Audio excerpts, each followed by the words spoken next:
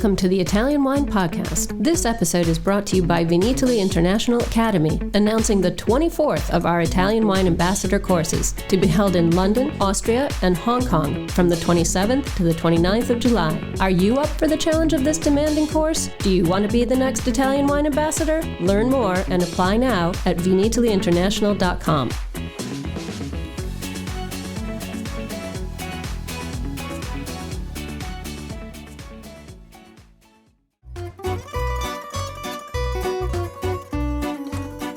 Welcome to this special 5-star Wines and Wine Without Walls series on wine, food and travel with me, Marc Millon, on Italian Wine Podcast. For the next weeks, we will be focusing on a dozen trophy-winning wineries from the competitions that took place in Verona at the start of Vinitaly in early April. The winning wines are without doubt some of the very best that Italy has to offer. What I'm most interested in discovering are the stories behind the bottles, learning about the wines themselves, of course, and also about the people who make them, where they're from, what they eat, how they live. It's a fascinating journey that will take us all across Italy, and I hope you will join me.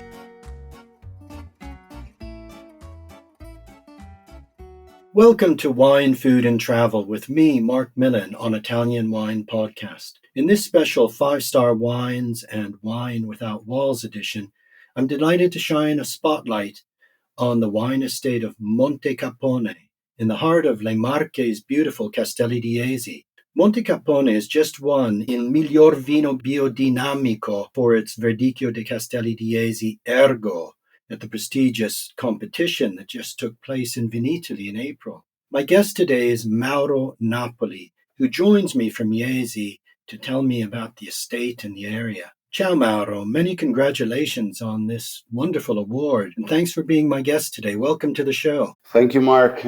Thank you for having me, and hello everybody. We are delighted to achieve this award, and thank you for the invitation. This competition was really an important challenge, and we are glad to be part of this with you all guys that are wine lovers and wine professionals. Thank you. Great, thanks. It's great to have you here. Now, the aim of this podcast, what I really like to do is to share with our listeners the stories behind the award-winning bottles.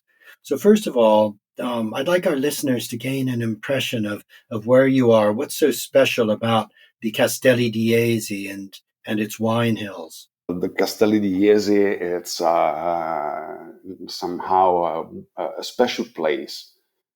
Because the Marche region where the Castelli di Jesi are located is in the central Italy. This region is overlooking the Adriatic Sea to the east and the Central Apennines to the west. 30% of the territory is made by mountains, and the remaining is divided between hills that are stretching gently towards the coastline. There's a lot of story there since the pre-Roman age, including for the viticulture. There are a lot of beautiful cities with full of history from the medieval period, the Renaissance, the Baroque. So there are really a lot of spots, a lot of places where to go, and it is really amazing. There are also wonderful coastlines, including Sirolo and Numana. Really beautiful. And then, in addition to that, it is very less crowded. So it is really authentic and enjoyable any time of the year. Yeah, it's a beautiful area, an area I really love myself. These Castelli di Jesi, these small hilltop towns, often topped by a castle or a fortress, as you say, going back to the medieval period. And everything sort of within hand. You can get up to the mountains where it's cooler in the summer for walking, and then that beautiful Adriatic coastline. And both of those come into gastronomy as well, which we'll discuss a little bit later. Yeah. Now, Mauro, can you tell me a little bit about the Montecappone wine estate, a little bit about the history and the background of this family estate? The Montecappone Winery was started in the 60s in Jesi. And since 1997, it was brought back from the family Bomprezzo-Mirizzi, that they started to enlarge the winery that was pre-existing. Then now it compasses two distinct realities, both developed on the Marche hills just outside Jesi, and both with very high quality wine products that focus mainly on Verdicchio and its incredible variations. On the one hand, the production with the historic Montecappone dates back to the 60s. In 2015, they had a newborn company that is Mirizzi, that is a smaller winery, certified organic, that with tenacity, perseverance, and innovative spirit have been successfully carrying on the family business for years, and was the first company in the market region to be counted among the heroic viticulture producers. So mainly that the motto is, by limiting human intervention, we let nature talk. So basically, the place where the winery is in particular for regarding Mirizzi winery, is in Morte Roberto. That is one of the villages that makes up the castle of Jesi. So it is a medieval town with a walled center. It is in a particular place also because it is in the Vallesina Valley. So there's this river that the name is Esino River. So Vallesina is the valley where this river is flowing. And this valley extends from the mountains towards the sea. And the result for winemaking is incredible because it has a mathematical marine influence, a very good ventilation, and brings also with the quality of the soil to a constant sapidity. So it is really a perfect place to make viticulture. So it's quite a distinct estate within the Montecappone estate. It's a small privileged area with unique characteristics. Yes, it is very close because it is a few kilometers away from the Montecappone estate, where there are some 50 hectares. And the Mirizzi one is around 6-7 hectares. Okay, so very small. Yeah, it is very small. And it is also in a very interesting place because it is almost on the top of a hill. And since it is an heroic viticulture, have in mind that it is very well exposed for the sun rays. An average slope that is 33%. There are some points that we reach up to 45%. Oh, so my goodness! It is really something that it's not ordinary. Okay. While the remaining part of the estate of Montecappone is okay, it is always on the hills, so yeah, you have a slope, but it's not that big slope as for Mirizzi. Well, that's really, really interesting, Mauro. And I just want to explain to our listeners what heroic viticulture really comprises, because we're really talking about unique vineyards located all around Italy, but those that are deemed heroic are heroic for many, many reasons. Often the altitude, maybe the steepness of the slope, but places where it takes huge effort and will and dedication to carry on cultivating grapes because it's so labor intensive. So I'm imagining a slope of 40%. That's almost impossible even to walk up. That must be incredibly labor intensive to work this special Mirizzi vineyard. Yes, I can confirm you that hiking up the slope is not that easy, but it is a wonderful experience because you see how healthy is the quality of the wines. It is really impressive. For sure, it is really it is an hard labor for experiencing such a kind of viticulture. But it is something that requires really a lot of tenacity and perseverance, because otherwise, it is much more comfortable and relaxing in some ways to let the vine grow in a different place. But this is really an astonishing place, and the quality itself speaks for this kind of effort that Mirizzi is doing. Well, yes, that's the interesting point. Actually, tenacity is a good word to use for this type of viticulture because it requires that belief.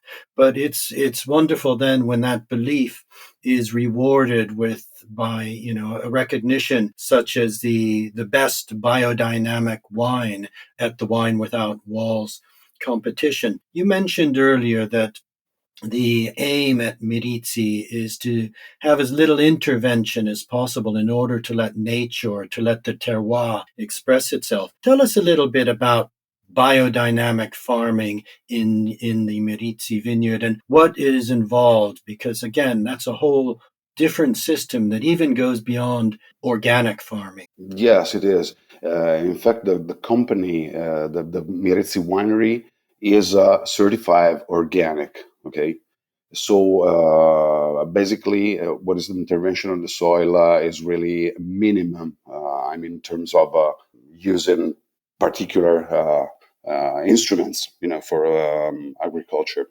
But in addition to that, there are some practices that have been introduced to convert into biodynamic viticulture. This is not a complete passage to full and biodynamic viticulture, but we are going towards this. So by adding year after year some additional steps, because it is very important on one side to get the best quality possible for the quality of the grapes, but at the same time, also in terms of final taste, also the aromaticity of the wine. So it is not being completely done the passage to biodynamic viticulture, but there are a lot of practices that are being done. And the result, it is a production of cru or Grand Cru that is really, really impressive since because of also the place, as I was telling you earlier, that the heroic organic viticulture on the slopes up to 45%, 300 meters above the sea level with a great ventilation, thermical changes during the whole year, and finally, but So that's a contrast between night and day temperature. right, and then last but not least, it is a very little anthropized place. So this is a sort of additional guarantee of what the tenacity in developing such a experimentation through the years for reaching such a very high level of quality of the wines. It has really it has developed not only a pleasantness in the final results, but also recognizability. So this is very interesting practice that is being done. Also, Montecappone is, however, it is not an organic certified producer, but the quality of the agricultural practices that are being done with a continuous soil cultivation, fertilization, irrigation, and letting also the vines develop a large leaf walls in order to maximize the sap. So this is an attention, a continuous attention to the quality of the not only of the practices for letting the vine grows, but also the final aim is to get the best possible product for making them the wines.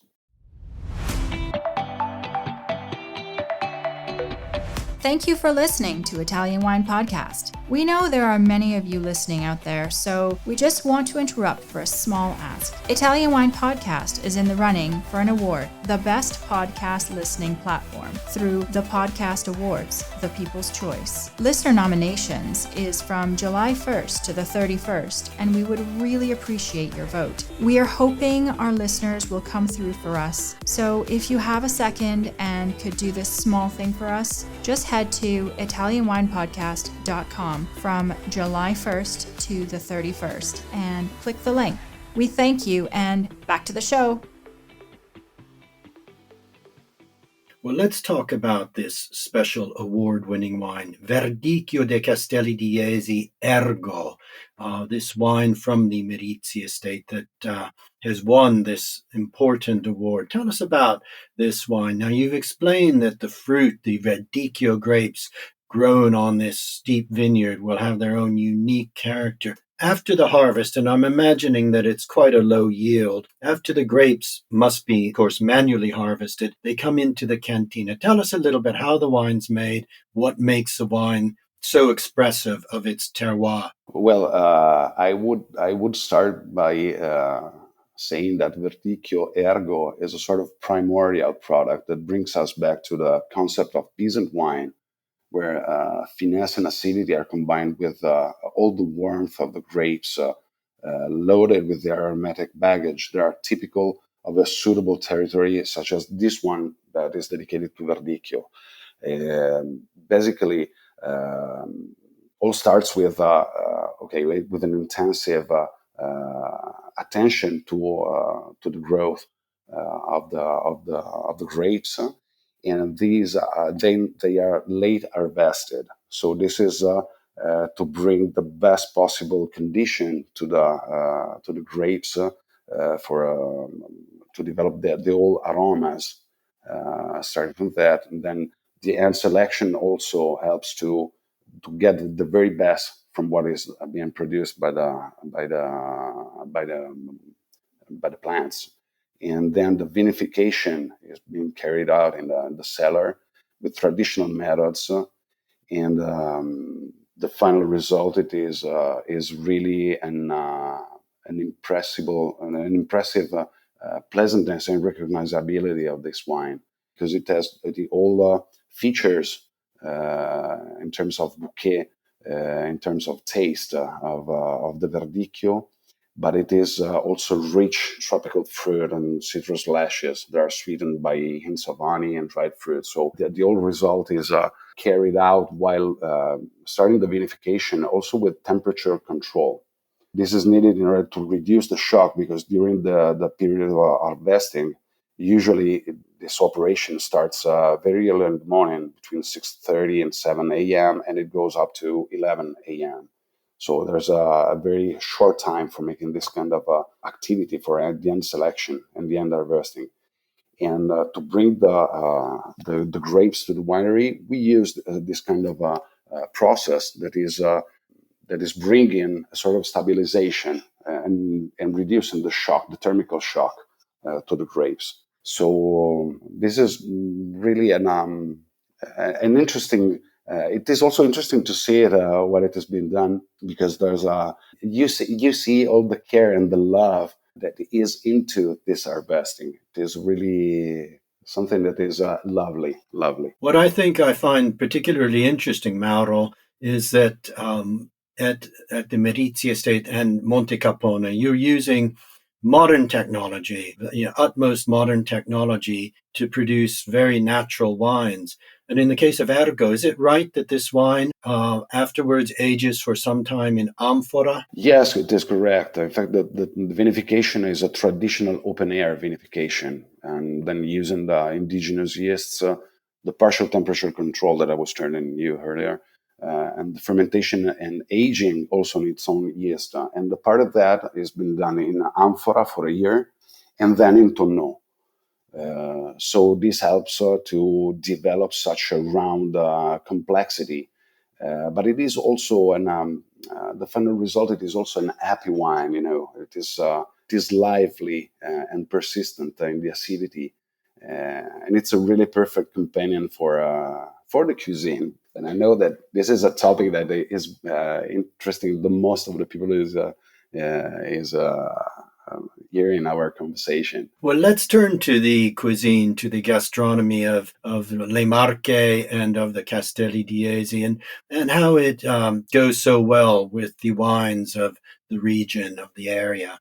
Well, by starting from the situation that Marche is between the sea and the mountains. So basically, the cuisine it is always an authentic cuisine, from the most robust one with meat to all the savors and the tastes of the sea, and then it is combined with the tradition And probably one of the most relevant, traditional and authentic cuisine, it is the vincis grassi. Okay. That is a sort of lasagna, but I would not say, okay, it is just an adjective to explain to the people what is the vincis grassi, what the vincis grassi are, because it is similar to a lasagna, okay? So a layered pasta. Yeah, layered pasta with 5 or 6 different kind of meat, and it is a very varied proportion, and everywhere, every family has its own variation, and they're also safeguarding it, because sometimes there are people that say, okay, I will add also the bechamel. Some others say, no, this is not the right way.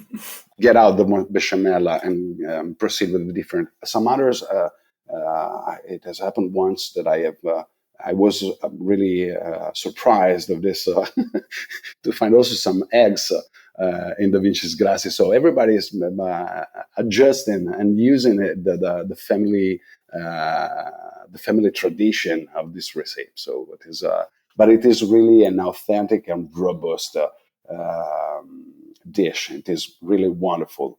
And with that, the verdicchio is one of, from my point of view, is one of the most interesting pairing that you can get. That's really interesting because, as you say, every family has their own recipe, and every family will say theirs is the best. Verdicchio, we're really thinking with something rich like the vincis grassi, of this fuller style of verdicchio that you're talking about, because verdicchio is such a versatile grape. You mentioned that in the beginning of our talk. There's so many different styles of verdicchio. With the lighter styles, for example, they would pair very well with that beautiful seafood from the Adriatic coast. Right.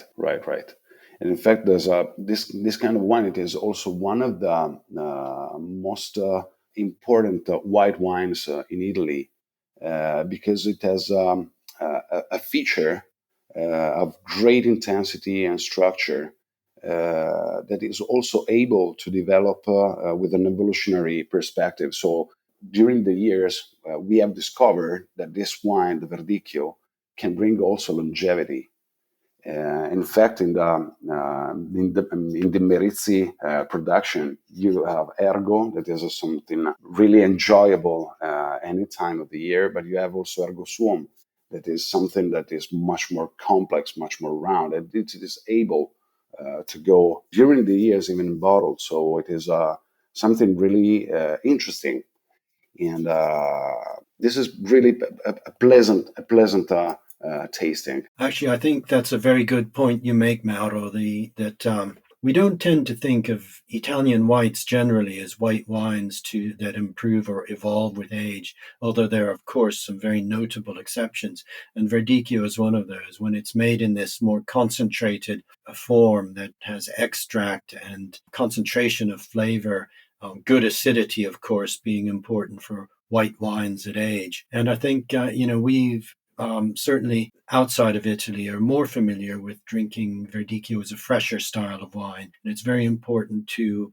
appreciate and enjoy this more important style, perhaps we shall say, and a style that goes really well with this cuisine, the vincis grassi, or with the seafood, or perhaps with dishes such as coniglio in porchetta, for example, or right, or coniglio with pistachio. This is another. Oh, I've not had that. Tell me about that. An additional one that is really no. It is a sort of roll of rabbit meat with some spices in it, and then the additional part is the pistachio that is creating a sort of crust outside Oh my goodness, that sounds fabulous. the rabbit roll. It is cooked in oven. It is amazing. Really, it is amazing because it has it brings from one side the taste of the animal, for the rabbit, but it is also delicate meat. It is not a tough and important taste of meat, and at the same time, the features and the characteristics of Yeah. pistachio are marrying in a fantastic way together. It is really impressive. So, this is one of the characteristics of Italy, because there are so many preparations, dishes that comes from the tradition, and some other times it is also the homemade cuisine.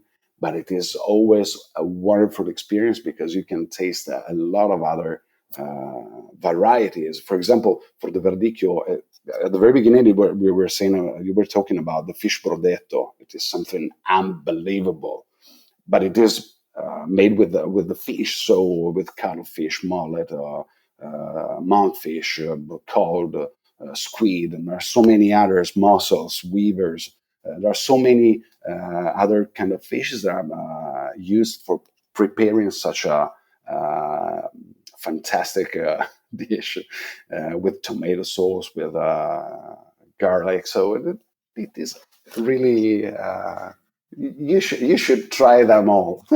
Actually, that's good advice. I think for people to really appreciate how wonderful Le Marche is in the area of the Castelli di Jesi going down to Ancona, this important fishing port. It's important to visit and to really settle into an area and eat and drink as a way of understanding a culture and a place. Yes, exactly.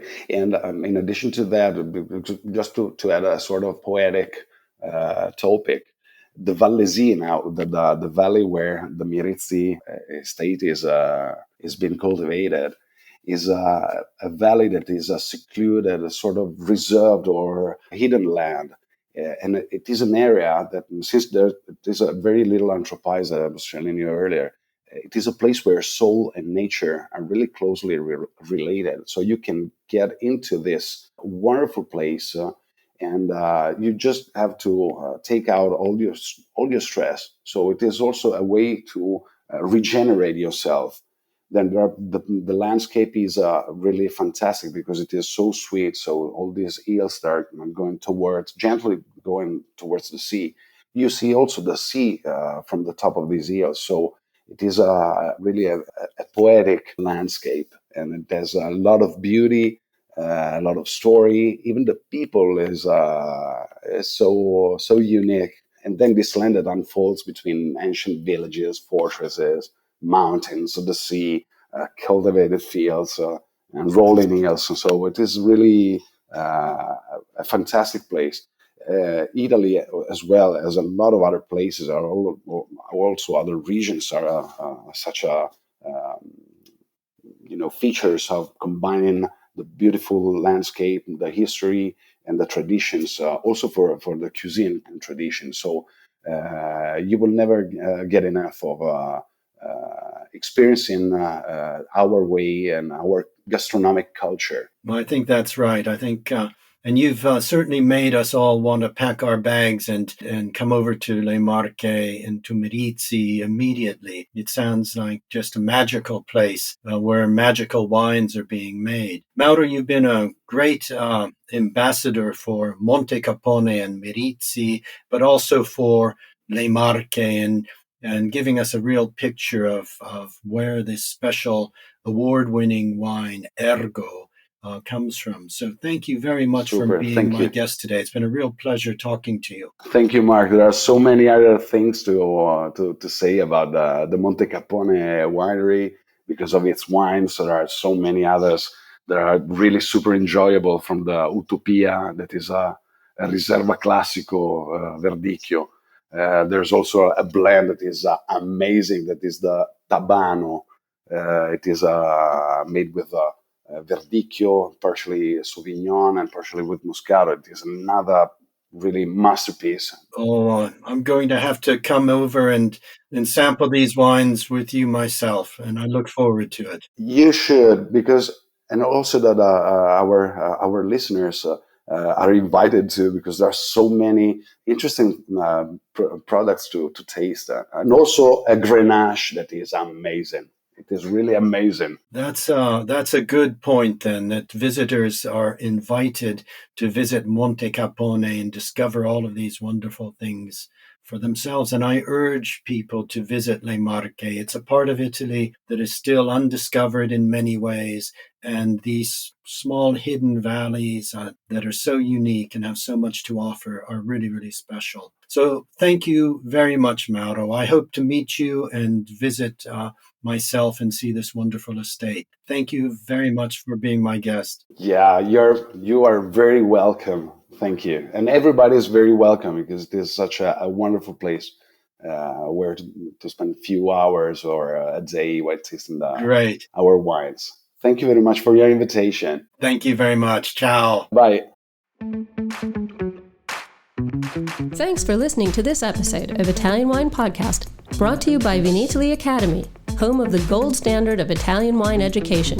Do you want to be the next ambassador? Apply online at vinitalyinternational.com for courses in London, Austria, and Hong Kong, the 27th to the 29th of July. Remember to subscribe and like Italian Wine Podcast and catch us on SoundCloud, Spotify, and wherever you get your pods. You can also find our entire back catalog of episodes at ItalianWinePodcast.com.